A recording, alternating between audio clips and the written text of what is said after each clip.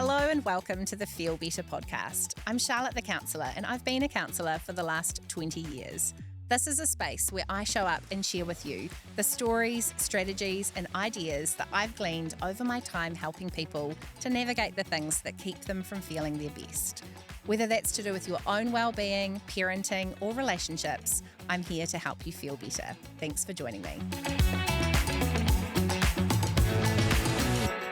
So as you know, one of the things I'm doing with the podcast now is having the fortnightly Ask Charlotte episodes, where you get to ask me some questions. A lot of them come through anonymously, and then I spend some time on that fortnightly episode answering 3 of the questions that have come through. Often you ask relatively similar things, so I can group people's questions together in some way. The question boxes have been exploding lately with questions about parenting neurodivergent children or your own experiences of neurodiversity. So there are a couple of episodes of Ask Charlotte that are going to dive into these questions and topics. But what I wanted to do with today's Feel Better podcast episode was share a little of my experience as a parent within a very neurodiverse household with lots of different needs and things going on, and step back and have that kind of bigger picture look at what is it that I have learned, what has worked along the way, what's my own relationship with this been,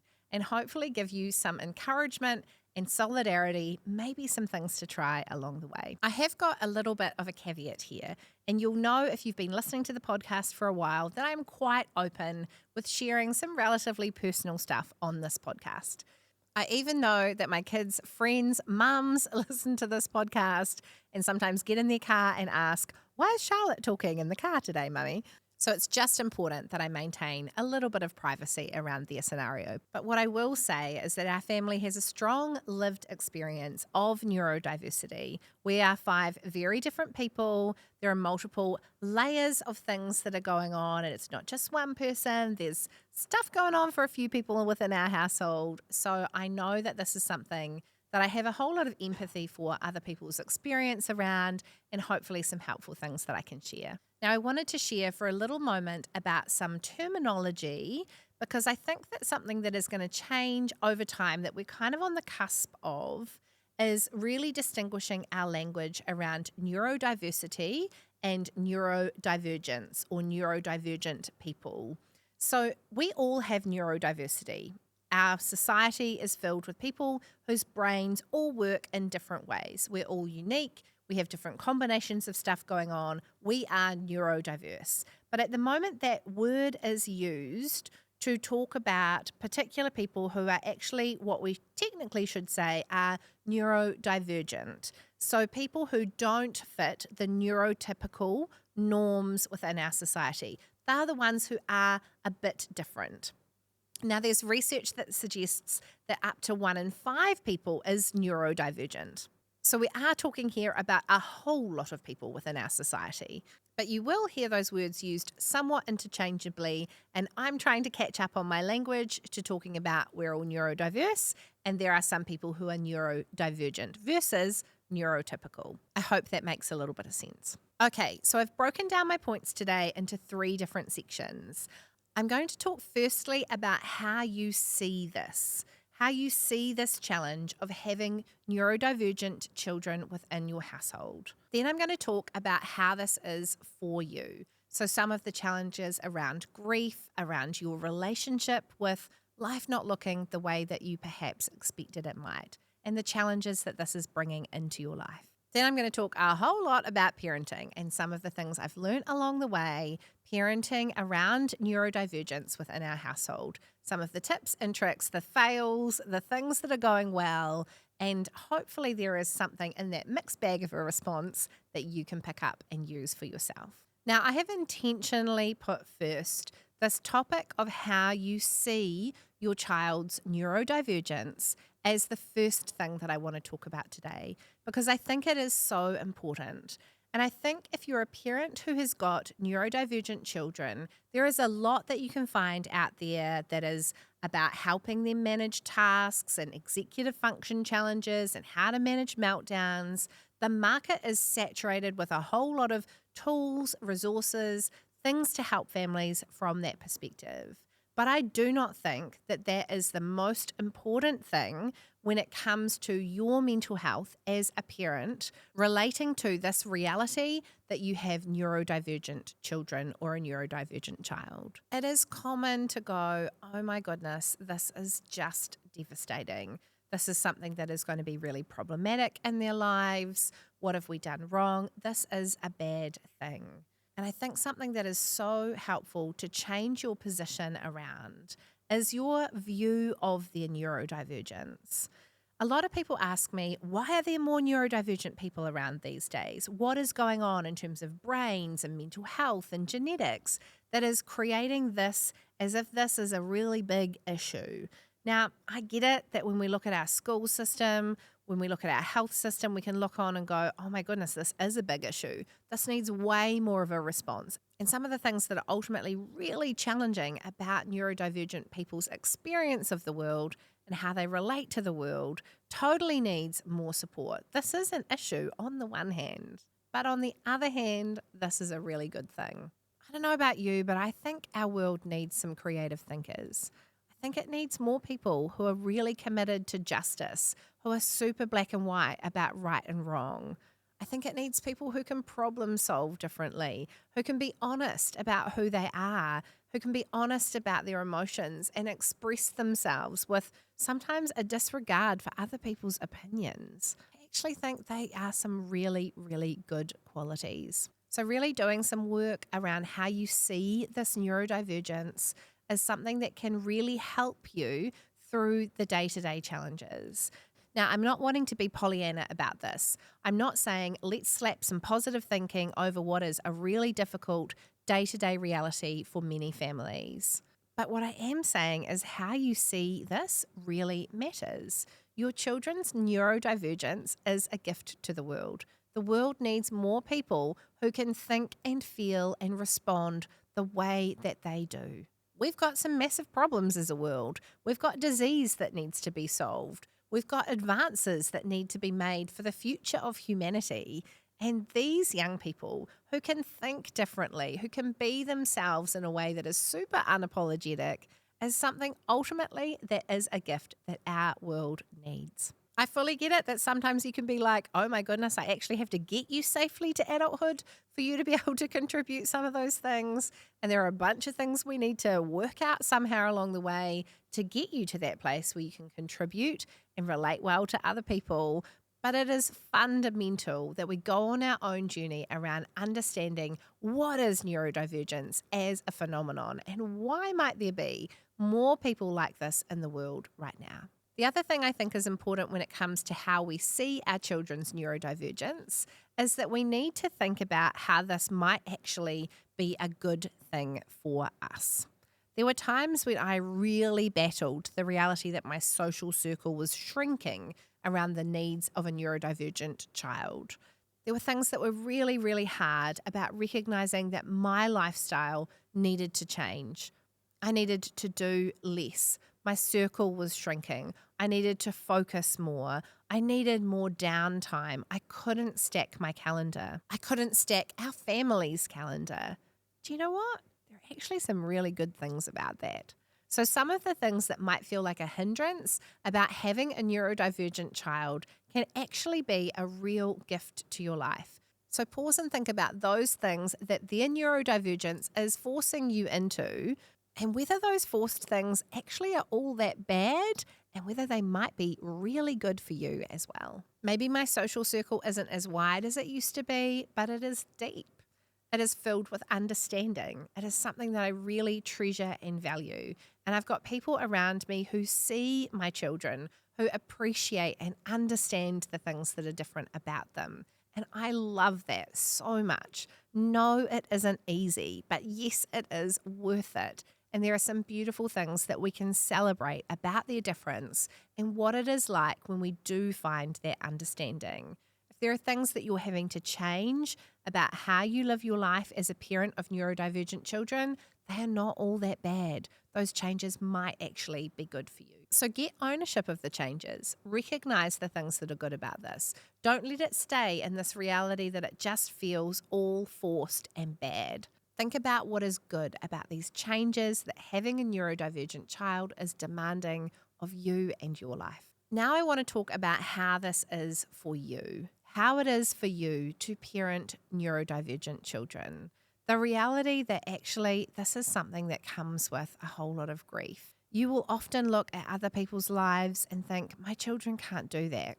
Gosh, the basics are taking so much energy from our family, and the comparison game can lead to so much grief. You know the kids' book, Going on a Bear Hunt, can't go under it, can't go around it, must go through it. I think this is something that is par for the course in our relationship as a parent with this reality of the neurodivergence within our household. There are things that are a battle. There are things that take energy time and time again, and that is very hard. There are relationships around you that will change. Even perhaps there are people in your family who won't get it, and your relationship with them is going to change along the way. There is so much grief around all of that, and I don't think it is something that we talk about enough. But if you're a parent who is listening to this feeling like you are in the trenches of responding to the basic needs of your children and trying to get your family through each day and surviving, that is something that comes with grief. Your life might not look the way that you wanted it to look. You might not feel like the kind of parent that you thought you'd be. There might be more shouting. There might be more times that you're struggling than you could ever have possibly imagined. It might feel like a marathon, and that is something that we have our own emotional responses around that needs space, that needs support, that needs a listening ear, that needs our own processing. So I encourage you to grab a journal, find a friend, find a therapist, process that grief, and include the processing of that grief within your relationship. Talk about that together if you're parenting with someone else, because the grief that is associated with this is very real. It doesn't mean that you don't love your child or your children. It doesn't mean that you wouldn't choose them all over again if they were in a lineup of kids. It doesn't mean that you don't want to see this through for them. It just means that you're tired and exhausted, and it is hard. I get that. Allow yourself to feel those feelings. The other thing that happens in parenting neurodivergent children is that it can confront things within ourselves. Someone I was talking with the other day was talking about the quirks they see in their own child and the way that has challenged them in seeing their childhood and seeing the way people related to them and in spurring on their own process around diagnosis. I remember sitting with a psychologist for one of my children when they were talking about, well, the likelihood that this comes from one or other or both of you is really significantly quite high. So, let's talk about you and your own family history. It got me to see a whole lot of things really differently and set me about my own journey. Parenting in itself is something that is really confronting. We lose our coping mechanisms. There is more of a sensory overload, and there is an overwhelm that comes with keeping other human beings alive. Now, all of that in itself can make our own mental health more fragile, that can put pressure on us, that in fact exposes our own neurodivergence or some challenges we have in how we experience the world. I think that's one of the reasons why we're seeing the rise of people being exposed as neurodivergent themselves in an age bracket between, say, 35 to 50, because their experience of parenting has pulled a whole lot of this stuff forward. The other thing that parenting neurodivergent children will confront is your unbearable feeling. Now, if you're not familiar with this concept, skip back a number of episodes and you'll find my episode on unbearable feelings. It's the most popular episode of the Feel Better podcast by a country mile. And it is because this concept is so powerful. We all have a feeling that we cannot tolerate, that we do not like, that we structure our lives to avoid, that is really painful for us to feel. It might be feeling like a failure, feeling rejected, feeling left out, feeling misunderstood. Whatever it is, parenting neurodivergent children is going to push your unbearable feeling. It is going to bring that to the surface. It is going to set the buttons going on that unbearable feeling, and you're probably going to have to do some work around that. That is the point where you start to struggle. That is the point where your mental health starts to crumble, where your unbearable feeling is being pushed. So I really encourage you to go on your own journey of healing and making peace with that feeling that is probably going to be more a part of your life than you ever wanted it to be. And the other thing I think becomes really important if you're parenting neurodivergent children is that your own attention to your well-being becomes so significant. You have to understand how to do micro self-care, the stress, the consistency of challenges, the fact that your children aren't necessarily learning things first time or listening to something first time, that it takes sometimes constant reminders, support with executive functioning, resolving social issues in a way that just goes on and on, means you are under stress and pressure. And you have to get really good at looking after yourself. You also can't hold your breath as a parent of a neurodivergent child between the times when you're looking after yourself. You have to find little things you can do throughout each day to care well for yourself, because you can't wait and have a self-care morning one morning a week. You need multiple self-care opportunities throughout your day to keep yourself on something of an even keel, given that you're dealing with more stress. Okay, so let's talk about parenting and some of the things I've learned in my household with our neurodivergent children. Now, this might be quite a hard one to get your head around, but I think that when you make peace with the reality there will be meltdowns, things become easier. Now, your goal is to make the meltdowns smoother, to have less of them, for them to be easier to get out of, for them to be less destructive and, less extreme to some extent. But I think parents of neurodivergent children need to make peace with the reality that meltdowns, emotion dysregulation is going to be par for the course. The more attention you can put into understanding your child's meltdowns, the better. What are the things that trigger this? What are the things that tip them into those meltdowns? Then what are the contributing factors? What are the things that are behind that moment where the trigger is occurring? And how do you plan to manage those things? One thing that's really important for one of my kids is check-ins. Is there anything that you want to talk to me about? Tell me how school is going at the moment. Let's talk about what's happening at playtime. Making those opportunities to really check in and be forthcoming with asking what is happening and how things are is really helpful in releasing the pressure that otherwise builds up and becomes a meltdown. A more immediate trigger is being hungry. So I've got to keep up the snacks, because in the experience of our family, hangriness is less tolerable for neurodivergent people. So you've got to put some attention into understanding the meltdowns, knowing the triggers, the contributing factors, and working out a plan to try and smooth the curve of those things happening. So the meltdowns are less extreme, hopefully happening less often, but making peace with the fact that they are going to be part of your life. The other thing that's been really important for me as a parent is understanding that all behaviour is communication. So when some behaviour is happening that I don't necessarily like, that might be disruptive or really difficult, what is it that my child is trying to communicate to me becomes one of the very first things that I launch myself into thinking about. What is this actually about? Because the presenting issue, the current drama, whatever it is that is going on, is often not really the thing that is actually the problem. So recognizing that they're doing their best, they're trying to communicate with you, the way they're behaving is their manner of communication with you, and getting inquisitive about what is this behavior communicating is something I have found incredibly helpful. Something practically that is really important in our family is when there is something going on for one of our children, we have to divide and conquer when it comes to managing that. One parent goes to manage whatever meltdown or situation is going on, and the other parent manages the other kids.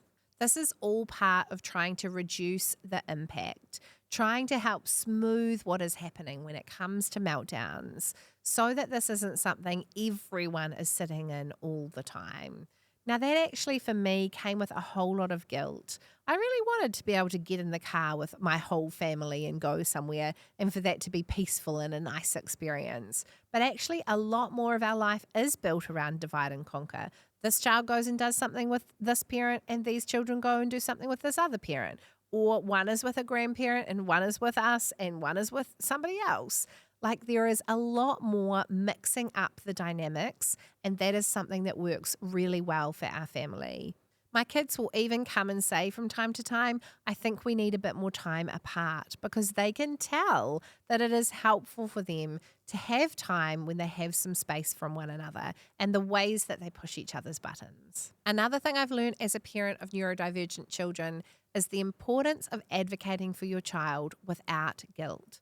I used to feel really bad when I needed to go and talk to a teacher and ask for some kind of concession or change for my child or address an issue. I used to just feel terrible, like I was asking too much of them, or here I am again and I was just here yesterday talking about something that was difficult. We have to get through those feelings of worrying that we're the squeaky wheel, that we're annoying someone, that we're asking something of a professional again. And certainly be nice in your communication, be understanding and kind. But you're also right to be advocating for your child. You're there to voice their needs, their experiences, and to advocate for the kinds of changes that they need made. It is a reality of neurodivergence that the world isn't built for these kinds of children, that our systems, our structures, the way our society work isn't necessarily what they need, and it is like trying to fit a square peg into a round hole. That means we have to advocate for the needs of our children. That means we have to accept that it's not always going to be set up in a way that works for them. The flip side is that often the things that support neurodivergent children are actually good for a range of different kids. So don't be backwards in coming forwards with asking for what your child needs. It is an incredibly important function for parents of neurodivergent children, and the quicker you can make peace with that, the better.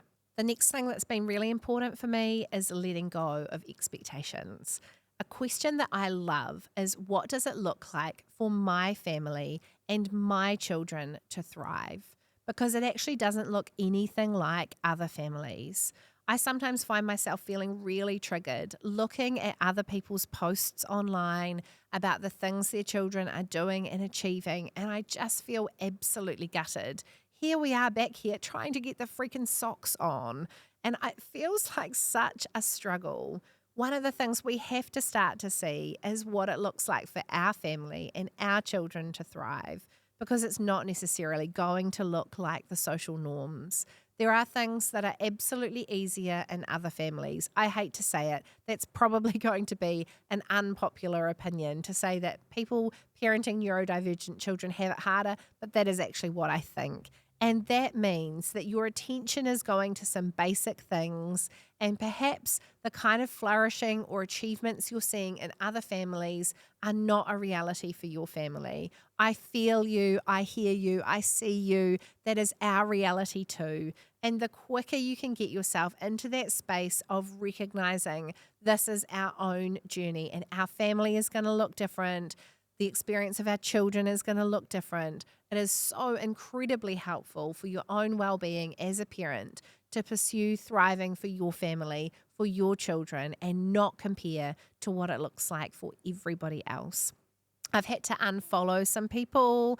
I have had to turn my eye away from some people who I find kind of triggering when it comes to looking at what is going on in their family. Our life isn't picture perfect. It's really messy.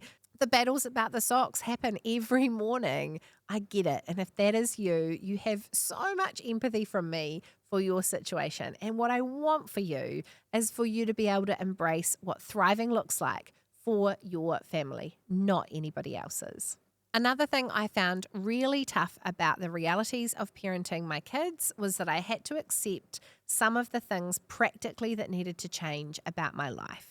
I used to travel a lot for work, but when I went away, it was something that really caused all of the apples to fall out of the cart. So I'm much more strategic about what that looks like. It is one of the reasons I work with my clients primarily online, because I have simplified what my lifestyle looks like so it suits the life and the needs of our family. We're really lucky that we have grandparents that support our kids and have lots to do with our kids, but they need me around a lot of the time. And that has meant that some of the things that might be possible for other families, for other working parents, don't work so well in our family. And I've had to adapt my life around those needs. So seeing from a parenting perspective what might need to change around the lifestyle for your family, the number of things that you've got on your plate, all of that has a bearing on how your children are doing. And ultimately, it will make your parenting easier if you address some of those other things about your lifestyle, your work, your other commitments. The other thing that I think is really common for parents of neurodivergent children is that your relationship can take such a backseat. You can end up thinking, my spouse, they can wait. They're not the urgent need right now. All of this other chaos is demanding my attention, taking so much of my energy, and my relationship, it's just going to have to wait. They're going to be okay. They're an adult. They can wait. This can wait. And I'm telling you, it actually can't wait. It catches up on you if you don't give it attention. So find the ways that work for you and your relationship to be intentional, to have time together, to do relaxation together, to have that time to unwind, to do quality time together, and to connect well with one another. But that is something I think is so common for parents of neurodivergent children, that your relationship can take such a backseat and it needs to be a priority. Ultimately, if you step back and think about it, investing in your relationship is an investment for your children. It is something that leads to stability. The more you're on the same team and on the same side together, the better it is for your children. So do your best when it comes to keeping that focus on how you are together as a couple. Well, I hope that was interesting, a little bit of an insight into my own world, into our journey as a family around neurodivergence. But my key takeaways from today are: remember your relationship with this neurodivergence. Your children are a gift to the world, and maybe some of the things that this demands about changes to your own life and your lifestyle might even be good things for you. Recognize the grief for you, the way this confronts you around yourself, your parenting, the way that the demands of parenting are impacting your life. And when it comes to parenting neurodiverse kids, make peace with the meltdowns, let go of the comparisons, and pursue thriving for your family. I hope that what you can hear is a heart behind this episode that wants to connect with you where you are at right now. I really care. I really care about the well-being of parents who are doing the beautiful job of parenting neurodivergent children who are bringing the best of themselves into this world.